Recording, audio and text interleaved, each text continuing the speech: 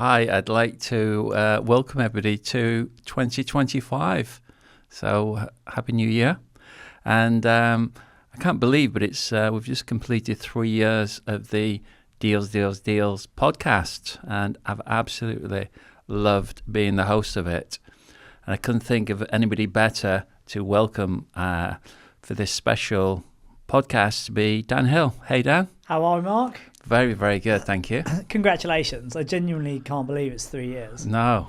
For a little idea that, I can't remember how we came about it, but to be 3 years in and still getting such amazing guests, new deals, big numbers. Yeah. And I think like credit and congratulations to yourself. You've spearheaded the whole thing. You've run the show. I listen to them regularly and it's always fantastic listen, great strategies, great deals. And to keep it fresh after 3 years, like just congratulations and well done.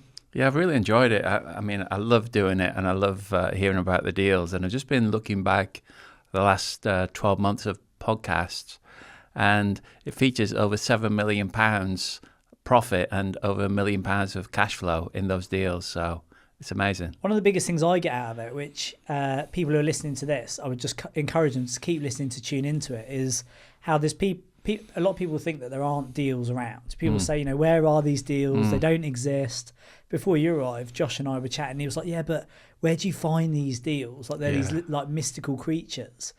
When you can be in a community like Property Entrepreneur, and there'd be people in there that I've just seen turn up for 2 or 3 years, and I've never really understood what they do. And then they jump on the Deals podcast, and they're just doing these amazing big deals, which are absolutely game changing. Yeah, and they're just there. And I think for people listening to it, the more times you can listen to those sort of case studies, different investors, different types of deals, different strategies, the more confidence you can build that it's not just me or you that's been doing this for decades and out there doing deals. They really are there for everyone when you know what you're looking for. And I think that will give people like Josh, who was just in a confidence that he can do the same. Absolutely, yeah. I think like looking back at like the super event that we had on, I mean, you were just presented on some of those deals and, they're just on the market and you just spotted some absolute cracking opportunities. There's always deals around. I think, I suppose that at the minute, the deal is still everything. I think if you can get the deal, you'll always find money, whereas it hasn't really been. The last time I remember that it was the other way around would have been like 2011, 12, 13, where you could buy anything you wanted. And actually, there was deals everywhere.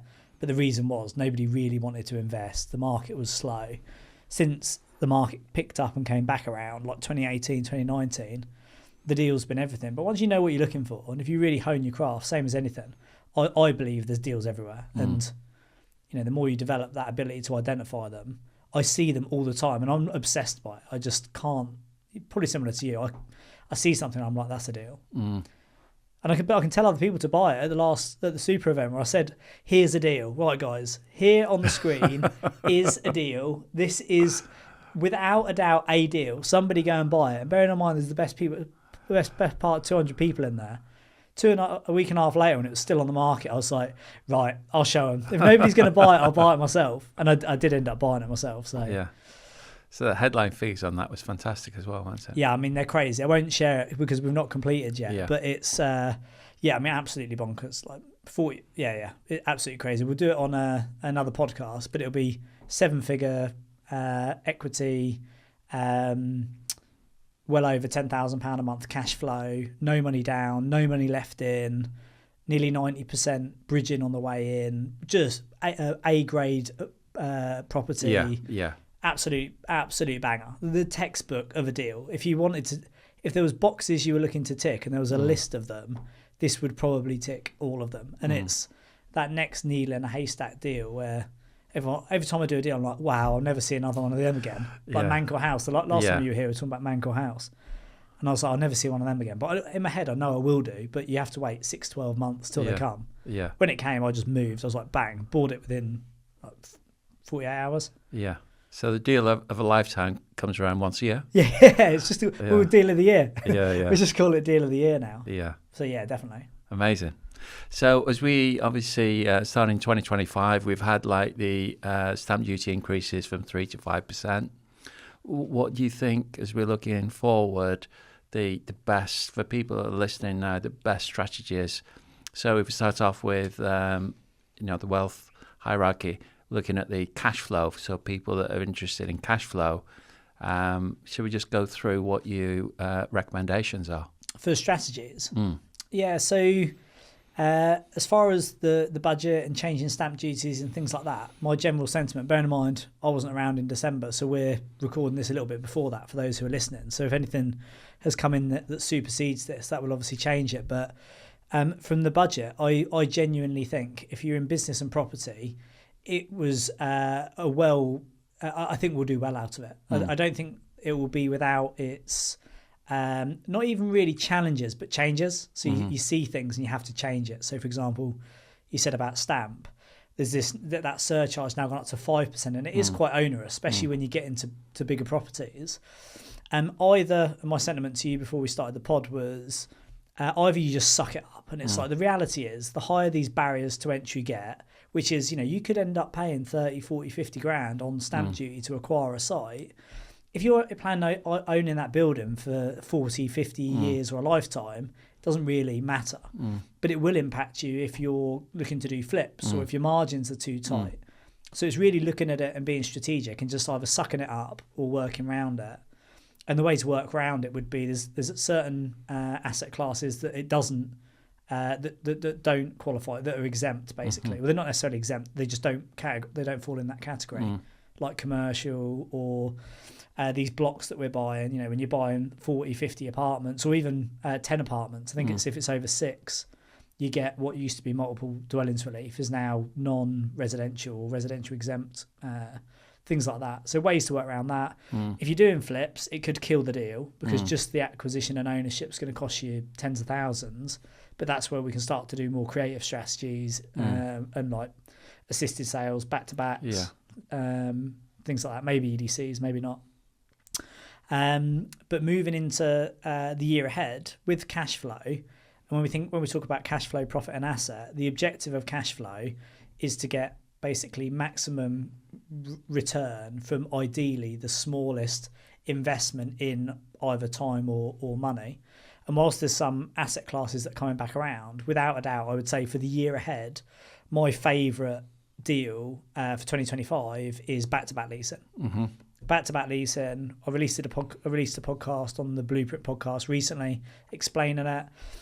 You're getting very well experienced in it, and maybe you can offer your insight, but essentially it's leasing a building off one person so you don't have to buy it, leasing it to somebody else, and then putting those contracts back to back, the logic being that you can have the benefit of a HMO income or a service accommodation income, the benefit of a normal rent-to-rent structure where you don't have to buy the building, you can lease it, but you can have your cake and eat it because you don't have individual tenants, you don't have to pay the utility bills, you don't pay maintenance. You basically, everything you're liable from the landlord, you then back-to-back that onto your oncoming tenant, whoever that is. And normally it's a charity or a public sector area. That would be my number one strategy because it's I don't know what your view or feedback would be, but I would say it's as close to printing money and free money and easy money as you get, in my opinion and experience. It's an amazing strategy, and it's obviously something I've learned within Property Entrepreneur. I've had the pleasure of doing podcasts on people that have been implementing it, and fully agree. And with looking to do cash flow, it's not without its challenges, but it's extremely profitable. And I think kind of like going through the pain of learning and finding out who the providers are. The actual returns, comparing it to say like running the HMO agency, where it was like managing working professionals, the profits unbelievably higher for a lot less of the work. So yeah, it's amazing. I think even just comparing it to an operating trading business, when we're looking at trading companies that have got employees and things like that, to make the same money in a trading business, the thing with back-to-back leasing is it's front-loaded. It's you have to do all that work up front to get it going. But when it's running, it really is as close to free money as you're going to get. And when you compare it to the headache of running a trading business with departments and people, I just think it's there is an argument to say, unless you were really passionate about doing something else, if all you want to do is pay your salary, put food in the fridge, why would you do anything else? And a lot of people will be thinking about this as maybe HMOs, but you can do it on single lets, which is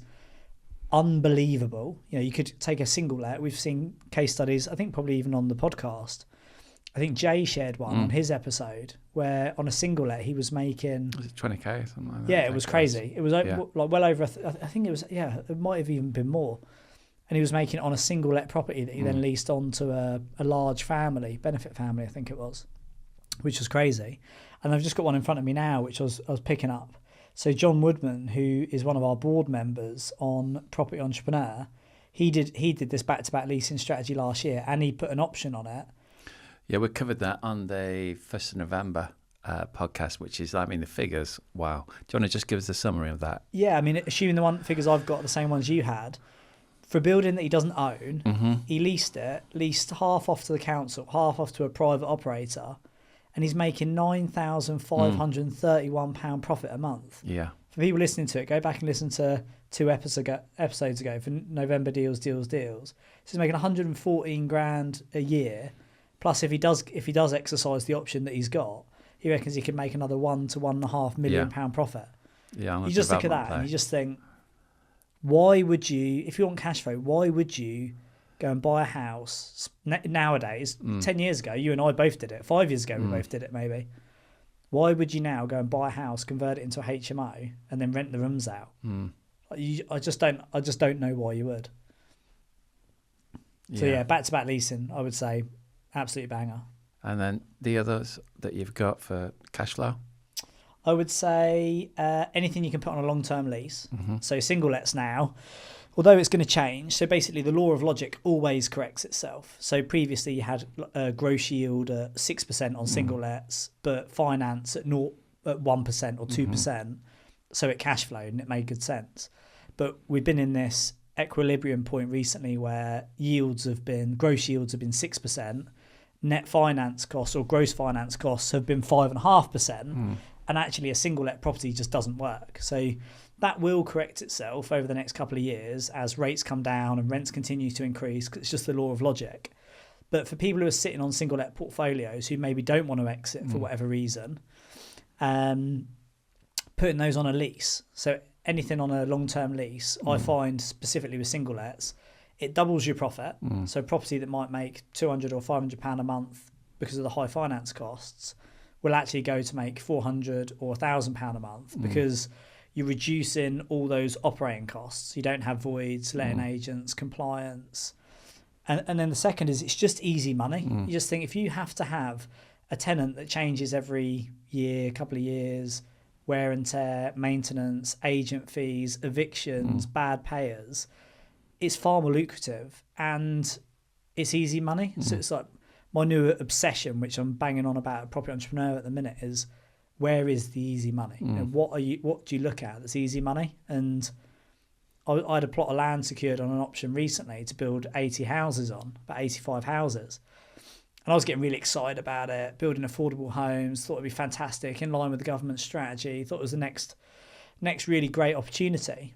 And I went home and Sav was like, do you really want to go back to work? And I was like, what do you mean? She's like, do you know how much work building 80 houses is going to be? Planning, BAT surveys, finance, council, going to the committee meetings, all this sort of stuff.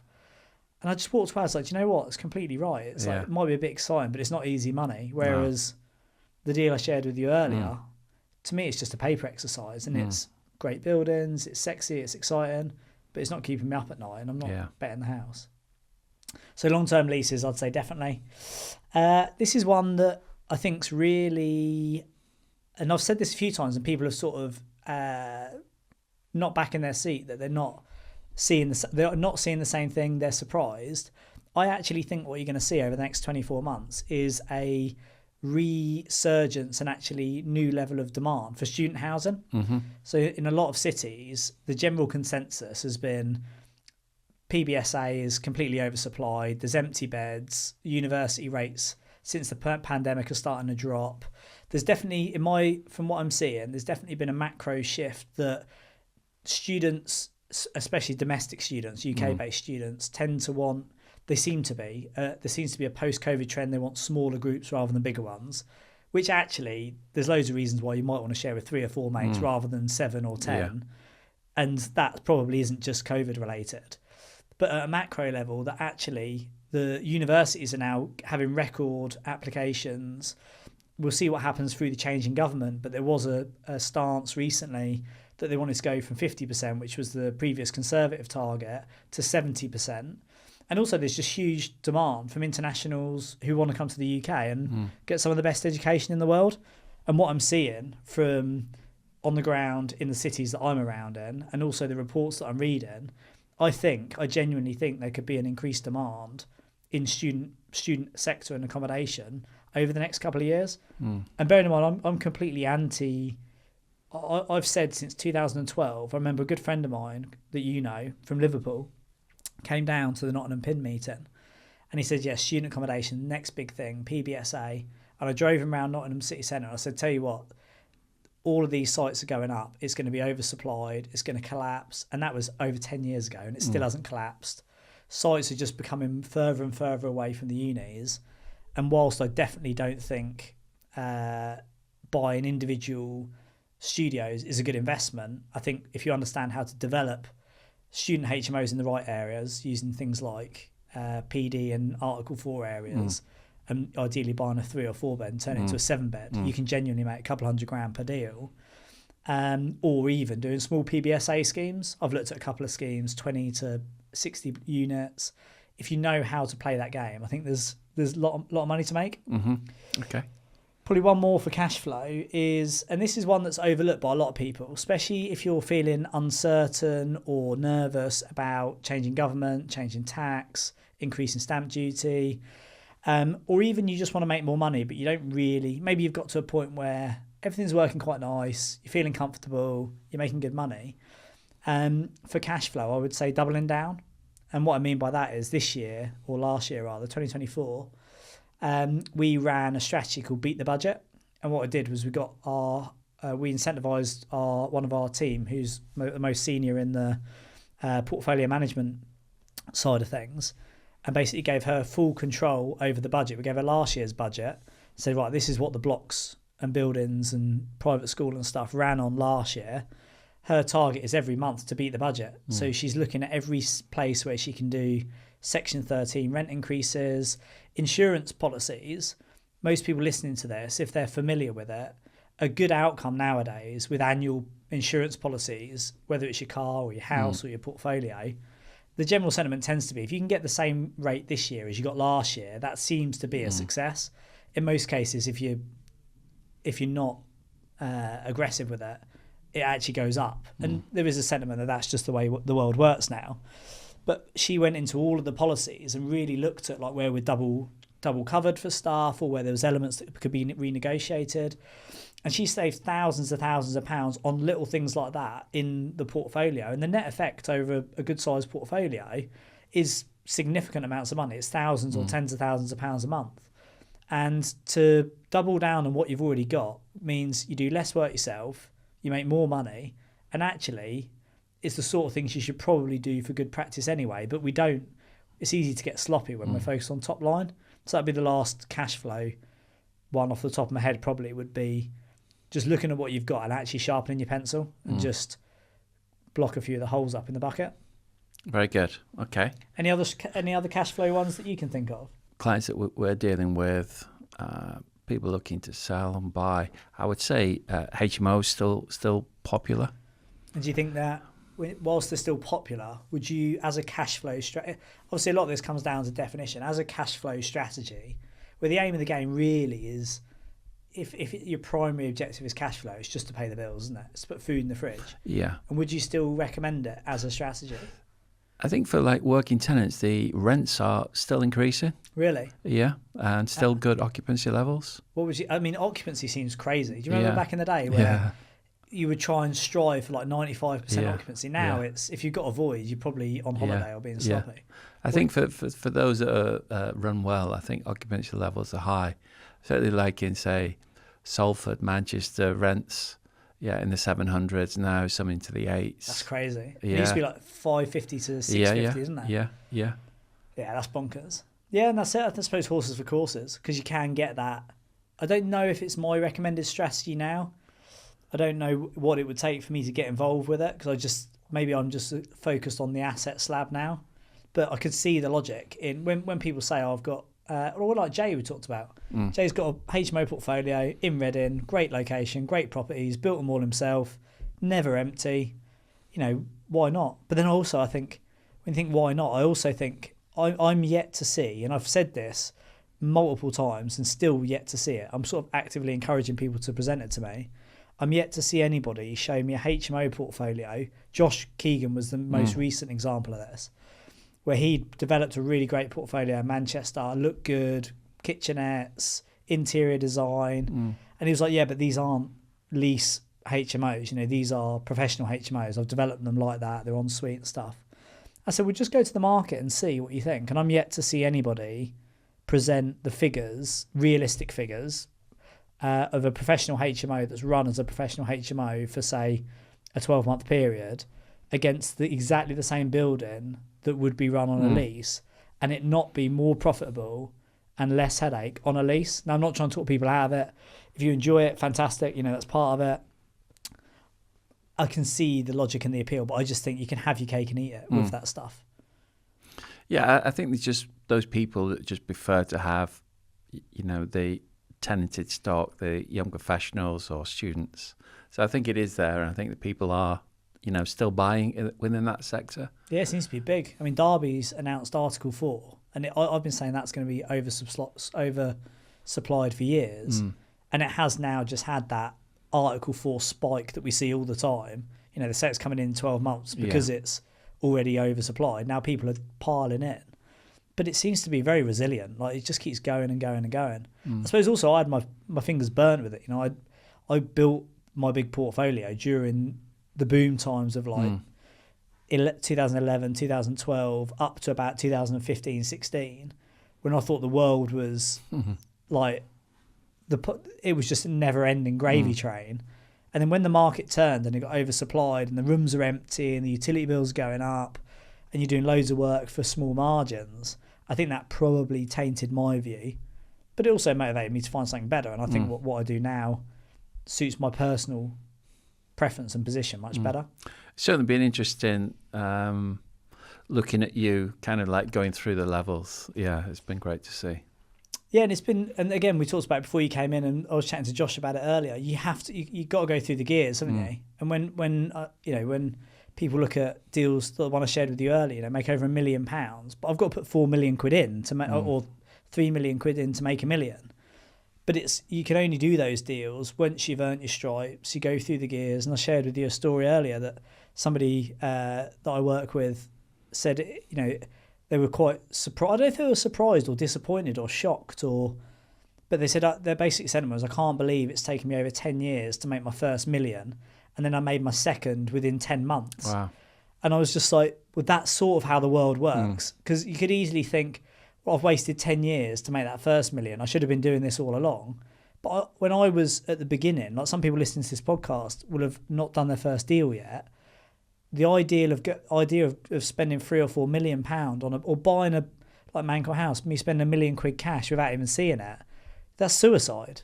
So you have to go through the gears. But yeah, it's been a great journey, and I suppose my back's against the wall because I've got to constantly stand on stage and say, right, this is the best strategy to do. And the good thing is it forces me to do it, because then if it's right and it's accurate and it's that good, why don't I do it myself, like I just have done with that deal, because nobody else would buy it. Yeah. So let's go on to the profit play then. Cool. So profit, I would say the thing to acknowledge with this is, especially so for those who've not heard the sort of cash flow profit asset recently, profit is the lumps of cash. So you don't have to have tenants and bills and stuff like that. Profit is, it might take 6 months or 12 months or 18 months to do, but when it does, it's genuinely like big chunks of cash in the bank that you don't need to pay your salary with. So flips, development, stuff like that.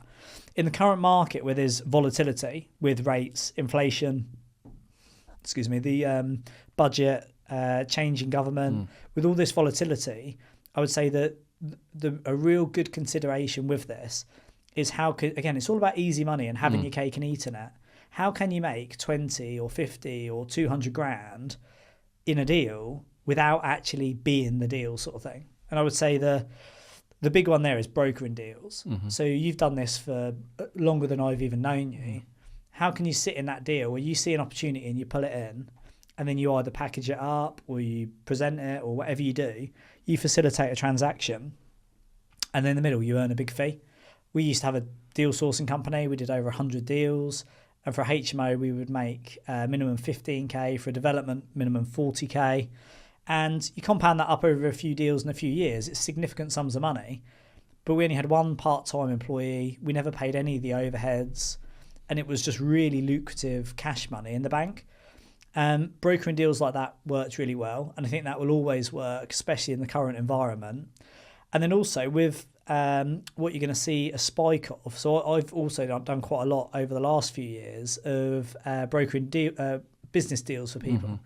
And I think what you're going to see in 2025 is you are going to see people now, people who are already thinking about it. And it's easy to think, oh yeah, but nobody's going to rush to sell their company just to save 5 or 10 or 20% on the business asset disposal relief. But there will be a significant amount of people, and I already know one because they were asking me before the budget, who was thinking about selling. And what this increase in business assets, tapered increase will do is it will make more people want to sell. And if you understand who those people are, or you know where to find them, and there's certain industries that would be more active than others, you can make I normally charge between 7.5% and 15% of a deal. And I won't normally work on a deal unless it's sort of multiple 7 figures. It's very realistic to be making 100, 150, 200,000 pounds per deal, just brokering a deal. And when you compare that to like doing a development and a flip where you've got to put £500,000 in, then you've got a 200, 300 grand refurb that takes 6 months, then you've got to try and sell it at the back end. You compare the two and you just think, I just think that's where the easy money is. You've got no input, no capital input, no exposure. Yes, you've got to put a bit of time in. But yeah, I would say that's brokering deals like that is a good profit play. I think consultancy is another one. So if you're a expert in your market for something to do with the deals you do, so yours might be leases. You know more than most of the people I know now about leases because you've just thrown yourself in it for 6 months. Someone like me could come to you and say, look, Mark, I've just bought this block of 70 apartments.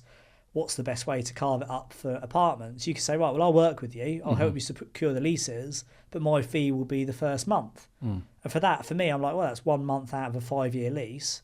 For you, it would be tens of thousands of pounds as a fee for just sharing what you already know. I think those as profit plays can work really well. We alluded in Cashflow about the change in stamp duty. And I think there really is a consideration there that if you're going to do flips, which is a normal traditional profit strategy, that entry and exit cost, it has no value add to the property. It's just facilitating a transaction. There'll be a better way to do that in 2025. And I think the way to do that will probably be assisted sales, options, any sort of back-to-back agreements, joint ventures, management agreements, any way that you can get control of that property, do a value add and then flip it without actually, and in most cases, it would be, let's say you were doing a small one that you'd make 50 grand on, 100 grand. If the stamp duty with all the extra charges on the way in was going to be 15, 20, plus you're going to sell it to maybe an investor on the way out as a buy-to-let property, all of a sudden, everyone's starting to chip each other and the margin gets tight. Whereas you could probably add 30, 50% to the margin by being creative. I think that would be another key thing. With the government planning reform, for whatever way it comes in, I got really excited about this. So I've always had in my head that I always knew I'd be a developer, but I always preferred conversion. Although new build people tend to say that conversions are less... people who build new builds say it's less risky than conversions because as soon as you're out the ground, you can control your budget. I'm in conversions, and I always think conversions is a lot lower risk and a lot lower headache because the building's there. I know what I'm going to do with it, and there's a few surprises, there always is, but as long as you budget for it, and they can argue all day long about that.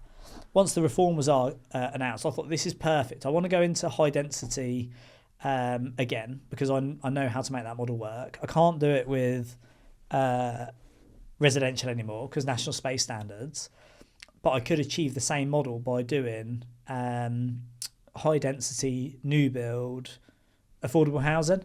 And I thought the government was going to be behind it. I can just do these big schemes of like 2 and 3 bed houses, create these great estates, which would be lovely. I found a plot of land and I had a scheme drawn up for about 60 or 80 houses. And I was going to add a care home or a block of flats in there as well. Got really excited about it. But as I got into it and really started to research it and speak to other big developers I know who do new build, I was thinking this is actually, I think it's probably one of the worst strategies I've ever looked at, not the best. Because you've got normally the landowners' expectations are quite unrealistic. So you've got to do all that work for the planning and they're going to get quite a lot, if not all of the benefit, alongside it. And then when I take it on, I've got to basically agree to buy the land, then I've got to go into the build and I've got the whole risk of the build. And that probably wouldn't start for 1 or 2 years. And that, which means costs are going to go up, market's going to move, GDV might come down, budget will go up, bat surveys and all this other stuff, net, all the new net, I forget what they call it, the new net environmental gain, I forget what they call it. But basically I looked at it and thought, do you know what, I don't think this is actually the strategy to do at all. And the people I was chatting to, even if I could do the forward funding model that I was looking at, they were saying we're aiming, if everything goes to plan, to make between 12 and 14% profit. I'm just thinking that is when I'm looking at my developments that make 20%, 30%, some of them even put £1 million in and get £1 million profit out. I think that is really, really lean for a lot of stress, a lot of headache. And when I looked at it, I was like, do you know what the conclusion I've come to is? And, I'm happy to be challenged on it, but every developer I've run it by at the minute is in agreement. The value is actually in the planning. It's not in the land because the land's worthless as a football pitch or whatever, as a garden. As a developer, you've got every single risk going and you're the last one that's going to make any money, and a lot of them don't make money. And then the build is, the build is the sort of development bit, I suppose. The money is actually in the planning. So it's getting that land, getting the planning on, then flipping it. And I think if you were inclined, I thought that's where the money is. But then I also thought it's where the headache is. Do I want to spend all day, every day arguing with councils, chopping down trees, chasing bats around fields, like doing newt surveys? I just thought I don't really want to do that. But if you did and you were really good at it and you're a developer, I would say a better build to sell. If you're doing build to sell at the minute and you're looking for a lower stress strategy, I would say it would be planning gain. Finding the land, putting the planning on, and then and flipping it and going for the easy money. I would say that's one. And then probably final one would be problem properties. And these have always worked well. One of my mantras in deals is the bigger the problem, the bigger the profit. And it's really like looking for those properties or businesses or whatever, and it's got the biggest problem. It's got structural issues, it's got Japanese knotweed, it's got a title or a probate problem. The bigger the problem, the bigger the profit. And I think if you're going to do flips, which I think you should do with creative strategies as well, as in to get rid of that stamp bit, I would really be going for the really cheap. You're basically paying to take on a problem, or you're being paid to take on a problem. And whether that's buying unconditionally or it's got structural issues, I would say that's probably my last thought of where to get those big chunks of cash. Big chunks of cash, really. I know a friend of mine who niches for profit play. So he kind of combines what you've said as far as the leases, but then he'll sell to a fund. Yeah. So that is very lucrative, and that's kind of like a niche that he's working on. So that's another thing, but obviously you've got to go through the levels to get to that position. Yeah, definitely. And there is in most of those cases, there's a fallback. So there's a model at the minute with social housing where developers are actually taking it sort of cradle to grave, and they're finding the sites, they're building them, and then they're putting the lease on, and they're either then selling them to the end market, like investors who are getting guaranteed 10-year income, but they're paying like a 30-40% premium on the GDV, or they're doing the forward funding where you've got the guaranteed lease. And if you double down on that stuff all day long, like there's definitely a model to be done there. Very good. So let's move on to assets. So assets is probably my favourite. That's where I spend most of my time. And I would say, as I alluded earlier, the single let leases. So single let property, I think through 2025, there is going to be stock come to the market for various reasons, and potentially a reduction in demand from new landlords coming in, because with high, I don't think interest rate is going to tank anytime soon. So with higher interest rates and an increased stamp duty, I do think there could be a reduction in demand, which means there's deals to be done. You know, you might be competing with first-time buyers more than the traditional buy-to-let market. But if you buy them and put them on leases, I think fantastic deals. We're looking at a new strategy in Nottingham where we're buying properties at about 180k. I haven't got these figures like dialed in at the minute, but this is a potential strategy that we're going to do for at asset level, which is they're really nice properties in good areas. So they're not sort of 50, 70, 80 grand houses in the northeast rented to, you know, they're not that sort of stuff. They're bigger houses. They're not special supported housing, but they're nice 3-bed houses, semi-detached, but they're then going on leases to large families with certain requirements. And I'm yet to establish exactly what that is. But the headline numbers is 180 grand for between a 15,000 and 18,000 pound a year lease, like basically an FRI lease over 5 years. And you think that's 10% yield. In reality, this year, you're going to be able to get a buy-to-let mortgage for sub 5. If you can get sub 5, this sort of arbitrage you can get where if I bought it cash, it would be, say, 10% return because it is on a lease, and it would be, if it's 10% gross, it'd probably be 9.5 net after a bit of admin to keep an eye on the lease. But if you can actually gear it at 75%, at say 5%, and the other 25% you've put your cash in gets the benefit of all of that 75% where you're only paying half to the lender, the net return you actually get from the arbitrage of the rate over your capital is significant. You genuinely can start getting into 12, 14, 20% ROI. Yeah. When you think we used to try and get that with our HMOs and have all the headaches, those models I think can be really, really good. So single lets on a lease. This one's very advanced, and this is not going to apply to many people, but in 2025 I think there's a little window, it probably won't be here at the end of the year, for doing office blocks. And with office blocks, again, it's this arbitrage where when you've got a move in market, there's always a lag, and if you can see the lag and you can beat the curve, it can work really well. So the office blocks at the minute post-COVID have just gone down and down in value, same as shopping centres. You know, they just get, balance sheet values are getting wiped off, demand's dropping off, confidence is low, finance is high. Nobody's running out and being bullish. And if any, and in some cities, because of that, or as well as that, you've also got a high percentage of the office block demand has been from developers. So many city centres, they've turned into student accommodation, they've turned into apartments. So actually you've got this fundamental reduction in supply where the existing apartment blocks that have been there have been developed. You've then got a reduction in confidence, which means over the last 4 years, people aren't rushing out and building new grade A city centre office blocks. And then the stuff that is on the market is actually static or even stale, and it's starting to reduce in value. So and it doesn't apply to all markets, but I've seen a number of opportunities where the asset values come down significantly. So actually now what you used to get a 6 or 8% yield on, you can now get 9, 10, 12% yield on an office block because the price is already coming down and it's got an existing rent. Also, because there's low confidence, rather than wait for them to drop the price, some of them, not all of them, but those who are motivated to sell for whatever reason, retirement, refinance, they are willing to take another haircut. So you can actually at a gross level get that to say 10 or 12%.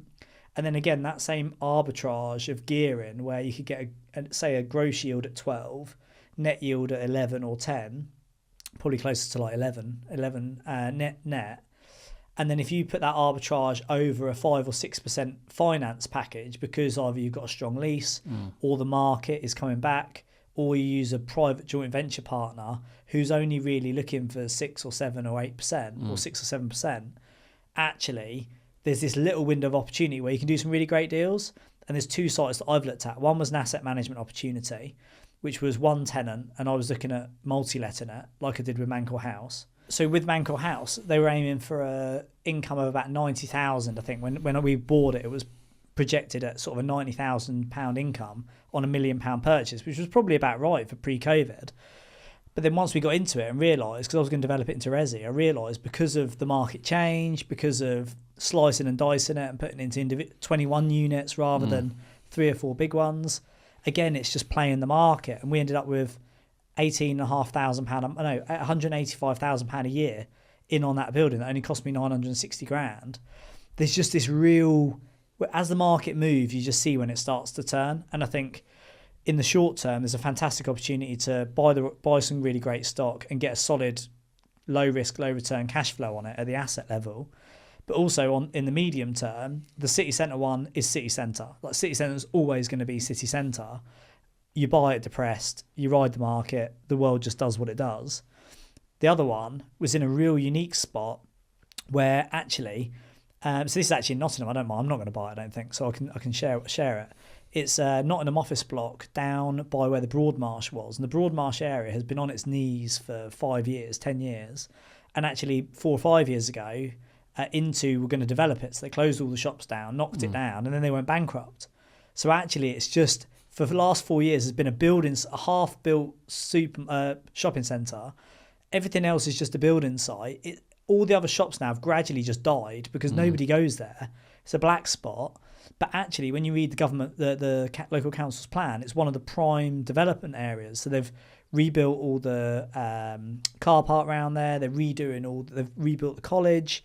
Over the next 3 to 5 years, that area is going to become, if they deliver what they say they are, and it is already being built, it will be a prime hotspot. So actually, you've got a tenant in there with 8 years on who's kicking out, even after finance, would be kicking out like 20 grand a month, I think, 30 grand a month. And it's in a prime location. So in the short term, you've got cash flow, asset management. In the medium term, you've got a more desirable area so you can increase the rents. And in the long term, you've got a prime piece of real estate that if you did ever want to develop it into resi or something like that, you'd be laughing. And also it had a 80 car car park that was leased out for 70 grand a year to the operator.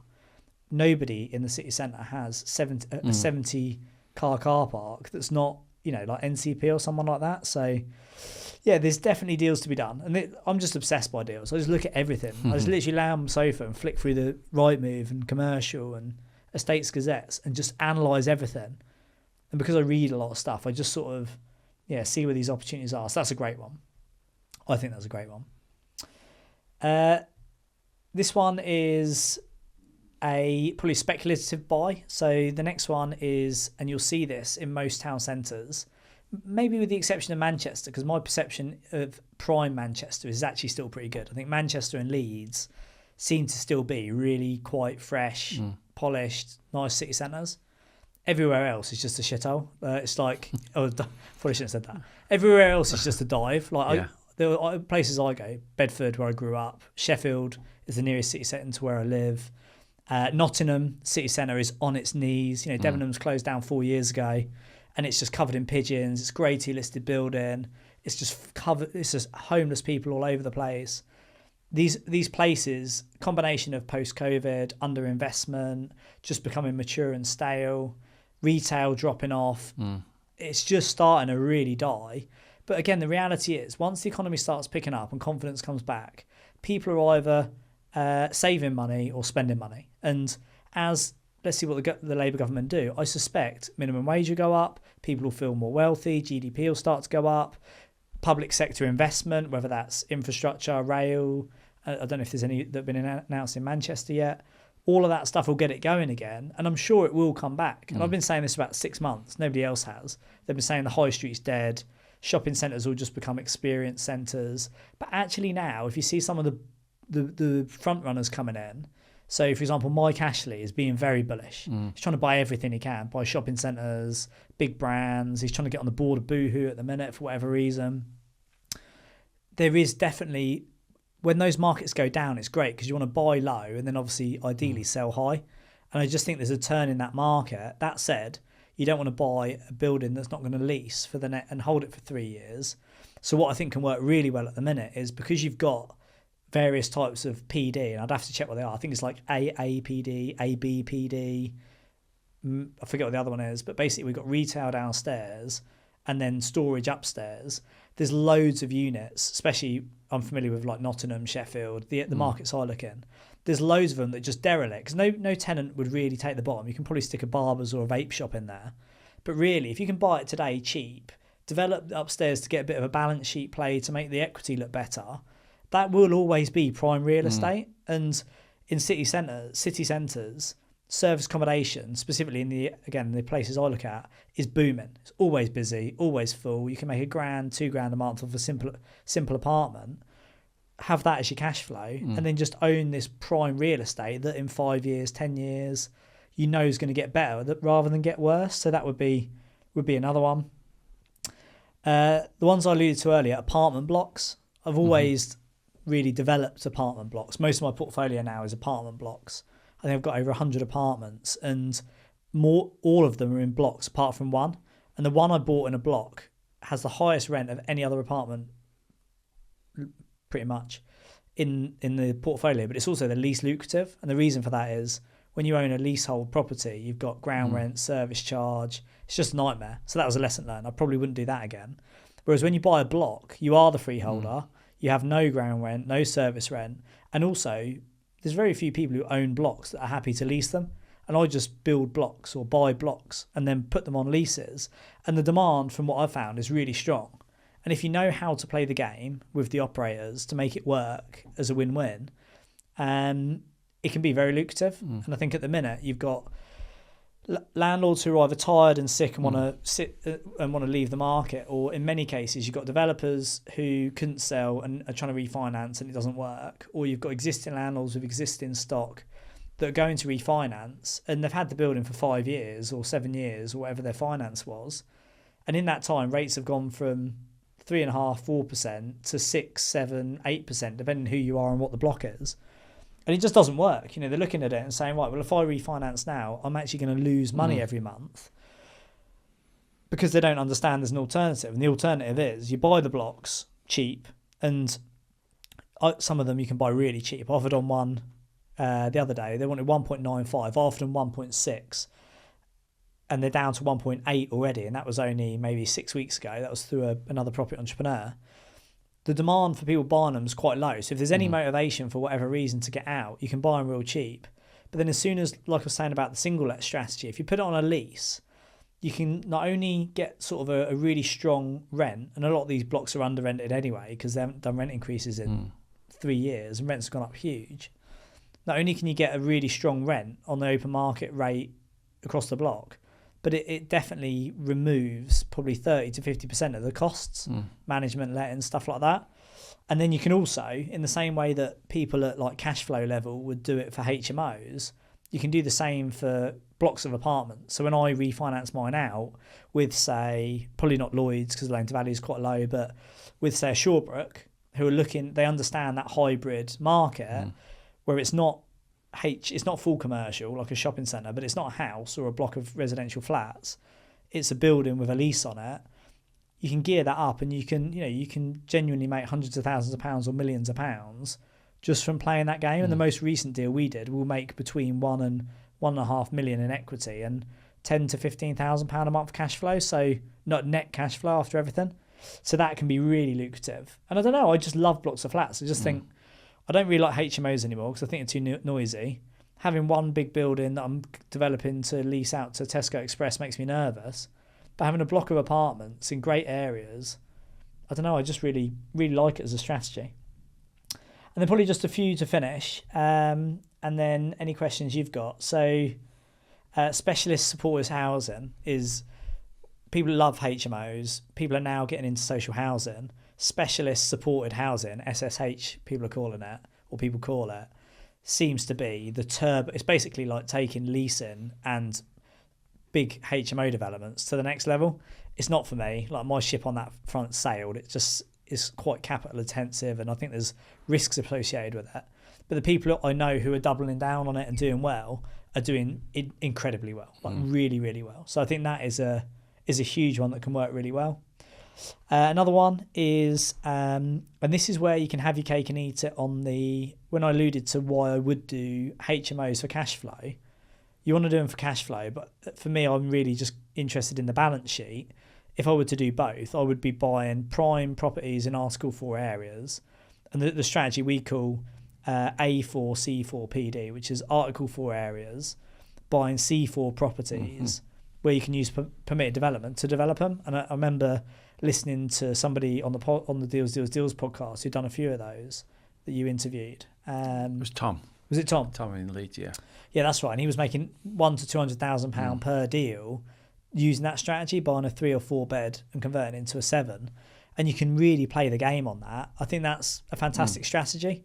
Couple that with either leasing and or maybe not and or, but couple that with leasing or student accommodation. And I think if you're looking to build, £1 million equity in your portfolio, that could be a great way to do it. Dream houses. I think it's the last chance saloon now, unless... Yeah, I think it's probably the last chance saloon now to go out. People who want to buy big houses where you have got high stamp duty, it is expensive acquisition. You don't want to be doing it. You want to do it like every few decades, not every few days. The top of the market's been stagnant for a while. Pre-budget, it was stagnant. And we'll have to see what happens over the coming months. But there's only really an opportunity once every cycle, or think about the cycle like a Ferris wheel. It goes sort of all the way up and then comes all the way down. Over the last 6 to 12 months, we've been in from sort of, when it's on its way down, like 5 to 7. You're in that bottom window where you can really get good prices because it's not moving much, especially if you find the right seller.